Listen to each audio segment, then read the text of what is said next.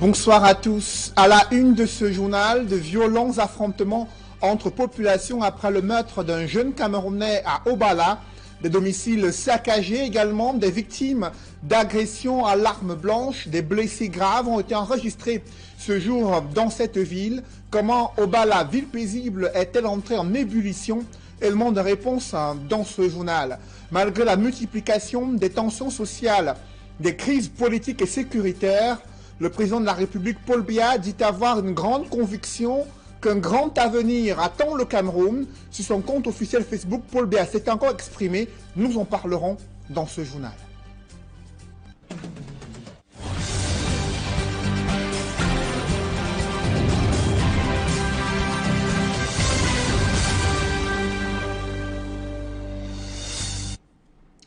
Merci de suivre cette édition complète de l'information sur Equinox Télévision. D'abord, le cri de détresse des populations résidant en Ngaoundéré, chef-lieu de la région de l'Adamawa.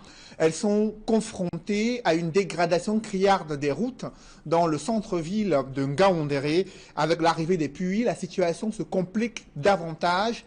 Elles expriment leur ras-le-bol dans ce reportage que signent Jean-Blaise Noupéé et Gladys Sidier. Les premières pluies qui ont arrosé la ville de Ngaoundéré ont dessiné le visage hideux des routes. Il est désormais impossible de circuler librement à cause de ces lacs de boue qui se sont progressivement formés sur la chaussée. Depuis sa construction, cette route n'a jamais été réhabilitée, regrettent les habitants du quartier Balandi. C'est avec beaucoup de regrets qu'on constate que jusqu'à présent, nos parents ont grandi ici. Nous, les enfants, nous grandissons également ici. Et la route n'a pas encore été modifiée, ni un semblant même de modification pour essayer d'arranger. Cette route-là, depuis que je suis née à Jelissois, je n'ai jamais vu que la route est bonne jusqu'à ce que je grandis avec comme ça. Là. Je ne comprends pas parce que moi, si je faisais la politique, je devrais mieux comprendre. Mais comme je ne suis pas politicienne, je ne sais pas pourquoi on n'arrange pas cette route-là. Et nous, les débrouillards, là, on a trop de problèmes, on a des difficultés. Pour venir ici au marché, là, on habite loin.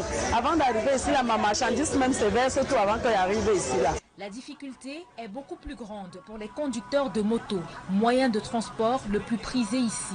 Ils doivent braver les nids de poules, les routes boueuses et éviter les gros porteurs accusés d'être à l'origine de la dégradation rapide des routes. La route l'accès champ de prière, là, bon, la route là est un peu mauvaise. Donc on travaille avec la moto, les camions passent, la route est devenue bizarre et ça nous dérange trop. Nous les motos, on souffre trop pour la route là. Comme vous voyez là, il y a toujours la route de notre quartier, toujours poussiéreux. La situation c'est qu'il y a déjà la poussière sous les lits, dans les chambres, partout. Et pendant les saisons pluvieuses comme ça, il y a de la boue, on ne peut pas passer. Si l'État peut le penser pour nous là, c'est bien parce que ça c'est les zones administratives.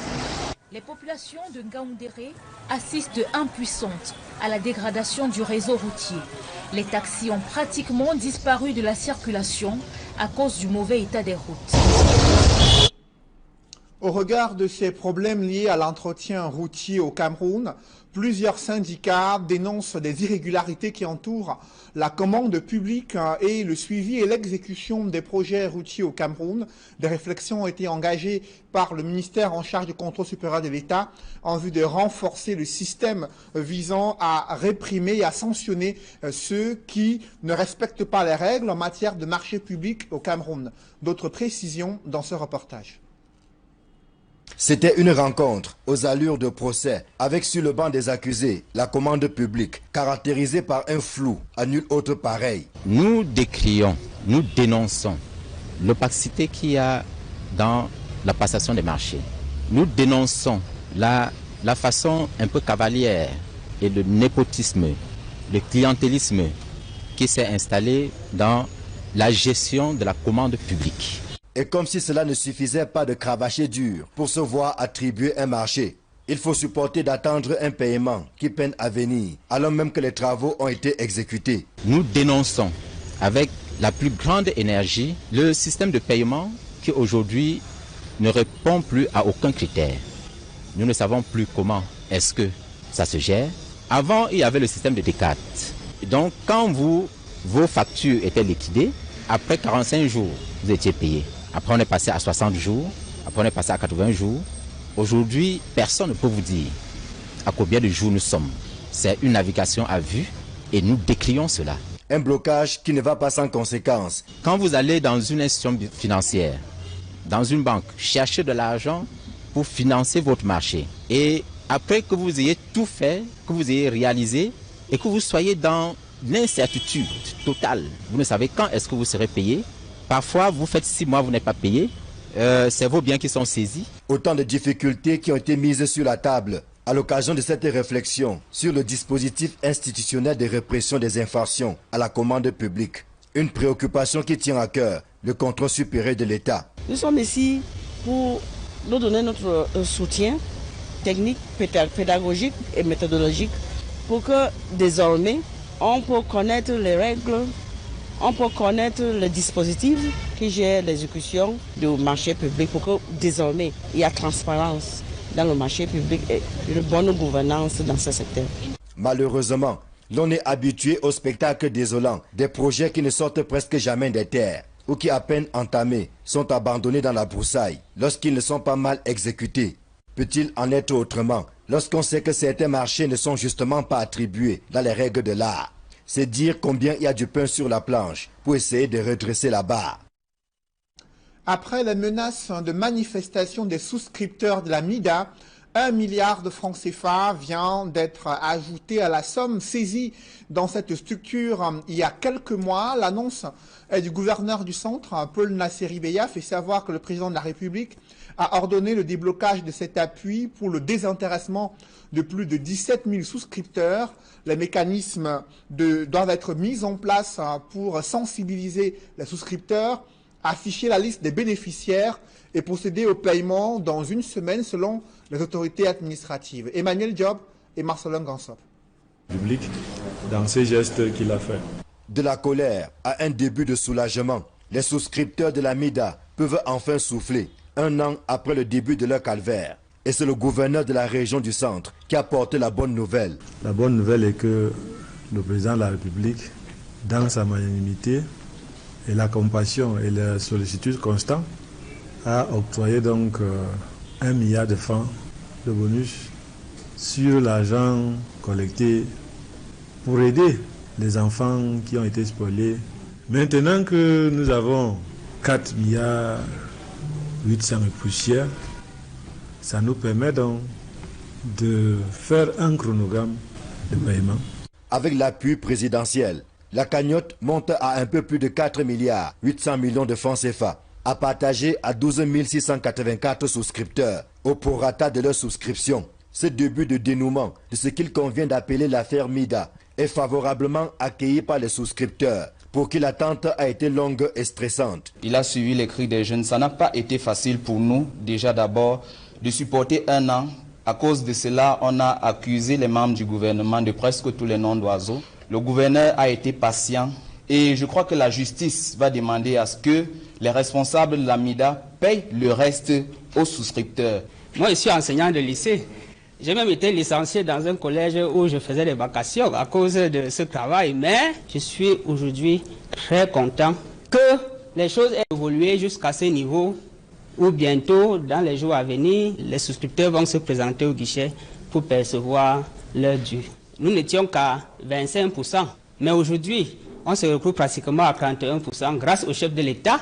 Dans l'immédiat, des équipes vont travailler à la publication des listes des bénéficiaires. Et dans un délai d'1 semaine, les paiements vont effectivement commencer. Puisque ce sera difficile d'afficher tout à la fois. Ça peut quitter ici, arriver au stade militaire. 649 pages. Donc on va donc publier ça par ordre alphabétique pour permettre à ce que les gens touchent. Et on va cocher les noms. Apprêter des pièces justificatives. C'est-à-dire vous avez l'original de la carte d'identité et la photocopie, plus le reçu de versement authentique qui était délivré avant l'arrêt des activités. Ça veut dire que le 12 avril. Si vous avez un reçu après le 12 avril, ça ne sera pas pris en compte. Mais il ne s'agit là que d'une avance, puisque tout compte fait et après toilettage. Il faut au moins 15 milliards pour désintéresser définitivement les souscripteurs. Les 10 milliards restants sont à recouvrir chez les responsables de la MIDA, aujourd'hui écroués à la prison centrale de Yaoundé. Une question taraude l'esprit de nombreux parents. Les enfants mineurs doivent-ils avoir accès aux programmes et contenus de tout genre diffusés sur Internet? La question divise également les experts. Au moment où la dépendance à ces contenus numériques est observée dans plusieurs familles et ménages au Cameroun, au-delà des opportunités d'apprentissage sur Internet, il y a également de nombreux dangers qui guettent les enfants mineurs. La réflexion a été engagée lors du forum sur la gouvernance électronique à Douala. Dallas Chana et Jean-Paul Chouniat. Le boom digital que connaît le monde entier en ce début de 21e siècle a complètement transformé les modes de vie des familles camerounaises. Et cette transformation se veut de plus en plus radicale, avec l'adoption de nouvelles habitudes de consommation des informations dans le cyberespace et les réseaux sociaux, Facebook, WhatsApp, Instagram, Twitter et bien d'autres. Bourrés certes d'opportunités et avantages socio-économiques, tous ces outils technologiques via l'usage des téléphones portables Android, tablettes et ordinateurs présentent en même temps un nombre incalculable de dangers pour les enfants mineurs qui ont accès aux programmes et informations pour adultes. Des experts parlent de précocité digitale. Pour laisser un enfant avoir accès, un enfant de 12 ans, 10 ans, avoir accès au digital, à Internet, est-ce que c'est sérieux? Exactement, le digital, moi je vois ça comme la lame de rasoir. Est-ce qu'on peut laisser un enfant de 3 ans jouer avec la lame de rasoir? On voit nos enfants de primaire avoir le téléphone. C'est le cadeau qu'on leur offre, mais on les déroute. Avec cet allure-là, nos enfants feront moins que nous en termes de performance, en termes de réussite dans la vie. Et comme mesure, il préconise aux parents l'interdiction systématique aux enfants d'accéder à tous ces outils technologiques. La question divise même les experts et fait débat désormais dans la société. D'aucuns pensent que l'encadrement parental vaut mieux qu'interdiction. Fatalement, les enfants seront amenés par voie légale ou par voie illégale à accéder à ce téléphone. Il serait de bon ton que les parents offrent des téléphones aux enfants, mais qu'ils associent à cela des outils qui permettent d'avoir un contrôle parental. Dans ce débat, un autre point colle à la question, suggérant au pouvoir public de créer des plateformes Internet nationales dédiées aux enfants camerounais. Beaucoup de parents ne sont pas à jour des nouvelles technologies. Donc l'État doit créer des systèmes de filtres. Dans ce système de filtres, il se dit de quoi nos enfants ont besoin. On les met dans un système intranet et n'ont accès à Internet que ceux qui sont matures et majeurs, qui peuvent assumer la responsabilité de leurs actes. Une fois encore, dans ce débat d'experts, de telles restrictions maintiendraient davantage le fossé numérique entre l'Afrique et les autres parties du monde, plus avancées dans l'évolution technologique. Les enfants ne doivent pas avoir accès au téléphone, les enfants ne doivent pas avoir accès aux ordinateurs, qui doivent avoir un certain âge, c'est-à-dire plus tard, peut-être vers 15 ans, 16 ans, pour accéder à l'outil informatique. Moi, je trouve que c'est dommage de penser ainsi. Il serait de bon ton que très tôt, que les enfants accèdent à Internet pour s'habituer, parce que ce sera fatalement ils seront fatalement obligés dans l'avenir d'utiliser ces outils-là. Deuxième danger qui a déjà détruit certaines familles et en guette beaucoup d'autres, c'est la dépendance digitale. Elle a rompu beaucoup de liens familiaux. Chaque membre, plus que concentré à toute heure, a pianoté sur son clavier de téléphone. Si la transformation digitale des familles suscite autant de débats au sein de l'opinion publique, la dictature du digital s'impose à tous. À chacun donc d'en faire bon usage pour éviter le vice que les experts appellent la gloutonnerie technologique, susceptible de créer l'obésité informationnelle dans notre société.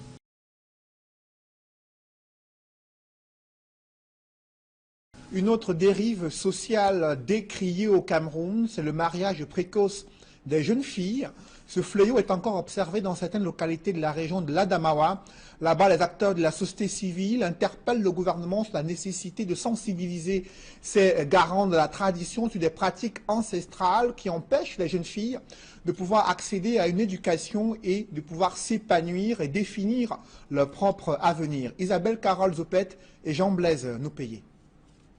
Au Cameroun, les mariages précoces et forcés demeurent une triste réalité malgré les multiples combats menés par les ONG et les pouvoirs publics pour stopper ce fléau. La partie septentrionale du pays est la plus touchée par ce phénomène. Dans la Damawa par exemple, selon une enquête menée par l'Institut national de la statistique, 20,3% de filles seraient mariées avant 15 ans. Cette pratique néfaste bafoue complètement le droit à l'éducation de ces adolescentes. Le mariage précoce dans notre région est vraiment récurrent car beaucoup d'élèves abandonnent l'école pour problème de financement de leurs parents et ils abandonnent l'école, ils partent en mariage parce qu'on les a forcés. Bien plus, ces jeunes filles mères sont très souvent victimes de violences dans leur ménage, vivent dans la précarité et sont totalement dépendantes de leur époux. Pour changer cette pratique, l'association Famille et Vie a organisé un séminaire d'autonomisation des jeunes filles de la Damawa. Beaucoup sont à la mariage tellement tôt, elles n'ont même pas de carte d'identité et elles ne savent pas à quoi ça sert. Nous voulons réellement changer les mentalités des jeunes épouses, leur dire que vous avez pu subir les circonstances de la vie, mais ça ne met pas un terme à votre vie. Malgré cette action, ces jeunes ne cessent de lancer un appel, un cri de cœur au pouvoir public de renforcer leur action afin de les protéger contre tous ces maux qui tuent leurs rêves et par conséquent l'avenir du pays. La guerre des déclarations entre le gouvernement et le MRC, le porte-parole de Maurice Kamto qui dément le dépôt d'une plainte contre le président du MRC après les saccages à l'ambassade du Cameroun en France. Il dénonce les contradictions qui visent, selon lui, à travestir les faits concernant les procédures judiciaires enclenchées contre Maurice Kamto et ses alliés politiques et d'autres militants du MRC. Et je vous le disais en titre, le président de la République a encore partagé un extrait de ses discours sur le patriotisme. Paul Biya dit avoir la conviction qu'un grand destin attend le Cameroun et la condition pour y parvenir, c'est de trouver, sous l'inspiration du patriotisme, les réponses les plus justes aux questions suivantes qui ont été évoquées sur le compte Facebook officiel du président de la République. Pourquoi sommes-nous Camerounais? Qu'est-ce qui nous rend fiers d'être Camerounais? Et quel Cameroun voulons-nous pour nos enfants? Ce sont des questions que le président de la République adresse à ses concitoyens, leur demandant de s'inspirer du patriotisme pour trouver des réponses justes à ces questions. Le chef de l'État qui estime qu'il croit en un grand destin pour le Cameroun, extrait de ses discours publiés ce jour sur son compte officiel Facebook. Et précisons qu'un conseil de cabinet s'est tenu à l'immeuble Étoile à Yaoundé. Le Premier ministre et les membres du gouvernement ont évoqué les enjeux de pouvoir faire baisser les coûts des prix de l'électricité, de l'énergie et de l'accès à l'eau pour les entreprises afin d'améliorer leur compétitivité économique. Et le Premier ministre, chef du gouvernement, qui a invité les membres du gouvernement à mettre sur pied des stratégies visant à améliorer la compétitivité économique des entreprises camerounaises.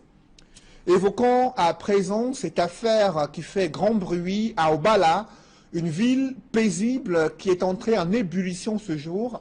Des affrontements entre des populations après le meurtre d'un jeune Camerounais. Des maisons ont été saccagées, de nombreux blessés graves, victimes d'agressions à la main blanche ont été enregistrées. Il a fallu l'intervention des forces de sécurité pour calmer les ardeurs des populations surchauffées. Comment en est-on arrivé là? Élément de réponse avec nos envoyés spéciaux, Joël Essengue et Guy Zogo, du côté d'Obala. Reportage. La ville d'Obala s'est réveillée ce matin, la peur au ventre. Cela évoque le titre d'un film Peur sur la ville qu'on a connu il y a quelques années. Tout est parti de la mort d'un ressortissant de la communauté Haoussa poignardé au cours d'une rixe. Et ce matin, la ville d'Obala s'est enflammée totalement. Hier dans la soirée, il y a eu une rixe entre jeunes gens. Ça a dégénéré et l'un d'eux s'est servi d'une arme blanche et a poignardé le vis-à-vis. Malheureusement pour lui, il a perdu beaucoup de sang et on n'a pas pu le récupérer. Alors il se trouve donc que le décédé était issu de la communauté du Grand Nord. Sa famille et ses amis et les membres de la communauté, au lieu de considérer que c'était un incident entre deux individus, ils ont plutôt tribalisé la situation. Ils ont donc réagi comme si c'était leur communauté qui était attaquée. À l'heure qu'il est, on enregistre près d'une dizaine de blessés. Tous témoignent effectivement du sort qui leur est arrivé. Le point positif dans cette affaire, c'est que du côté de la communauté Haoussa, quand on entend les témoignages, ce sont les Etones qui les ont sauvés. Et de l'autre côté, chez les Etones, ce sont souvent les Haoussa fortuitement qui les ont sauvés de cette situation qui était intenable. Je voulais rentrer, c'est mon oncle, et on s'est rencontrés avec les gens là. Ils m'ont poursuivi, moi, en train de courir là. Moi, j'ai parti tomber là. On a pris les planches et la machette. On m'a tapé, dit que pardon, ne me tuez pas, pardon, et vous s'en prie, pardon. Bon, on m'a en train de me taper avec les lattes. Et tombé seulement, on m'a coupé les pieds. J'ai rentré du Yaoundé, je suis parti m'identifier ma puce. Bon, j'ai rentré d'ici au niveau du Kogassi. On a ouvert le cas. On m'a demandé si je suis un musulman, je les ai dit oui. On m'a tiré, on m'a commencé à mettre à battre là. Bon, c'est un policier qui m'a sauvé, qui m'a amené ici jusqu'au niveau de la porte. Je sortais de mon camp, je sortais dans notre église. Quand j'arrive ici au rond-point sans que je vois les Aoussa, les machettes. Il y a un enfant qui m'a arrêté, il me dit que je suis un enfant de courage. Je dis que je ne suis pas un enfant de courage. Quand j'arrive ici à la chefferie, que je vais arriver à la maison sur nous. On me dit que je suis un enfant de courage. Ils se sont mis à me taper. Après, on a mis le couteau, ça a coupé mon doigt. Après, c'est un Aoussa qui m'a défendu. Il a dit que quand il dit que ce n'est pas un enfant de courage, laissez-le tranquille. Sur la route, les gars du quartier Kogassi lui fait descendre dans la voiture. On a dit que tous les gars musulmans doivent descendre. Et comme on a vu qu'il est musulman, on lui a forcé et lui mettre le poignard au pied, déchirer son habit. Et ils ont même voulu arracher son téléphone. Il s'est battu, un monsieur aussi, lui-même en tant que père de famille, il a vu cet enfant, il lui a dit non, laissez-le. Il est donc mis sur la moto et lui dirigea à l'hôpital.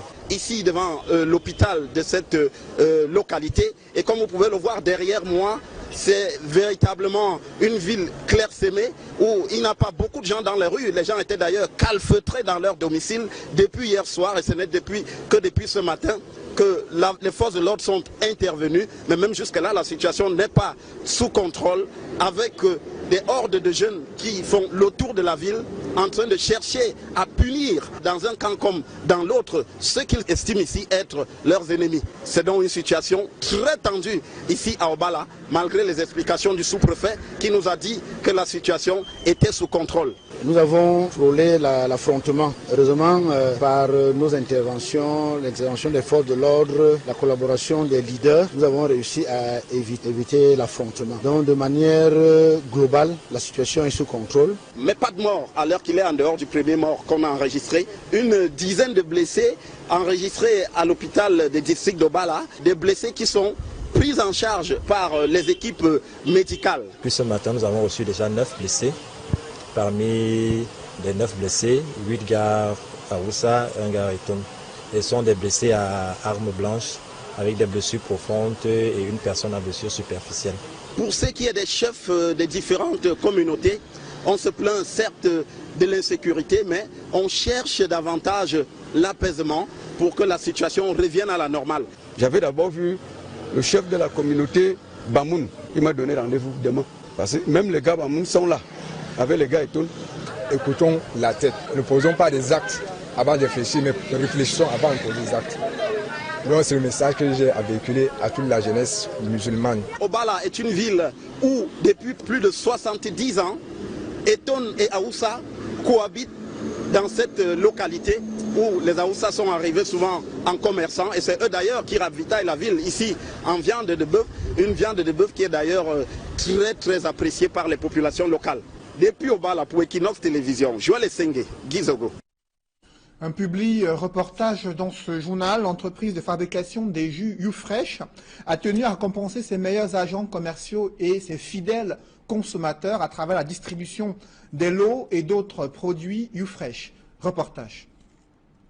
Remercier et récompenser son aimable clientèle pour sa fidélité à son éventail de boissons non alcoolisées, c'est l'objet de cette grande cérémonie organisée par l'entreprise YouFresh à Douala. Venus des 4 coins du pays, commerçants, consommateurs et partenaires de cette gamme de jus saine et originale ont massivement répondu présent.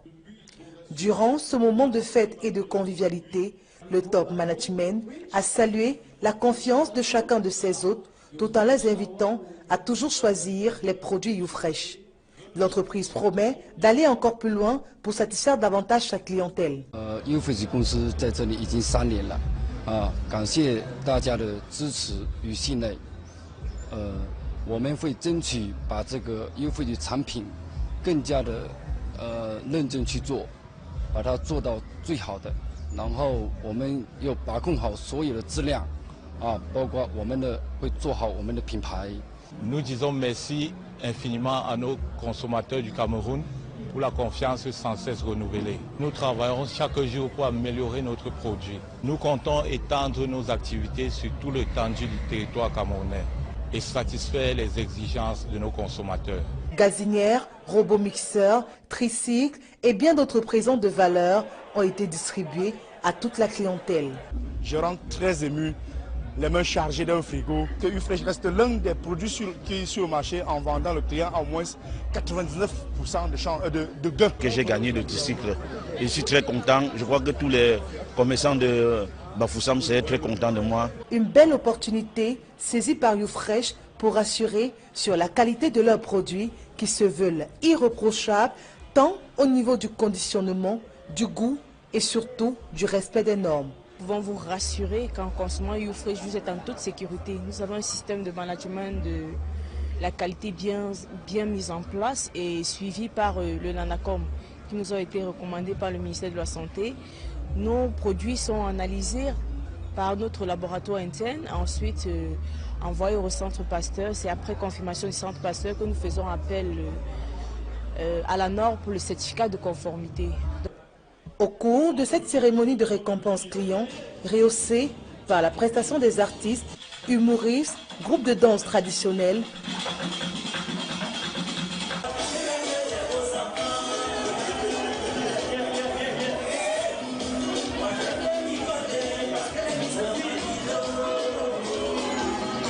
Ufresh a partagé avec ses clients les progrès faits par l'entreprise et les perspectives à venir. Nous avons aujourd'hui inauguré la deuxième chaîne de production. Nous avons aujourd'hui lancé de nouveaux produits sur le marché. Nous allons renverser notre pyramide d'activités. Donc nous allons ratisser les périphéries, mener beaucoup plus d'activités de proximité dans les périphéries pour convaincre nos consommateurs, leur faire savoir que nous avons des produits de qualité. Installée au Cameroun depuis 2016, la société Ufresh appartient à la multinationale Ufresh Food, présente dans 14 pays africains et plus de 22 pays au monde. Ufresh, so fresh, so good. C'est la fin de ce journal. Merci d'avoir suivi. Juste après cette édition de 20h, retrouvez Serge Alain Otto et ses invités pour le débrief du journal sous le plateau d'Equinox Soir en direct de Yaoundé. Mesdames, Messieurs, merci de rester sur Equinox Télévision.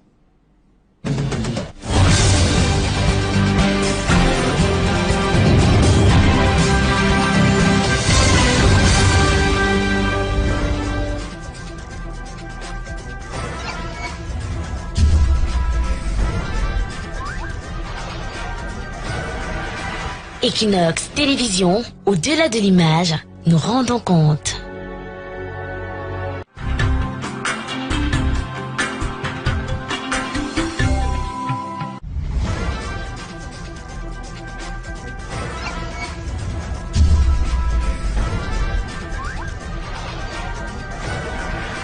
Equinox Télévision, au-delà de l'image, nous rendons compte.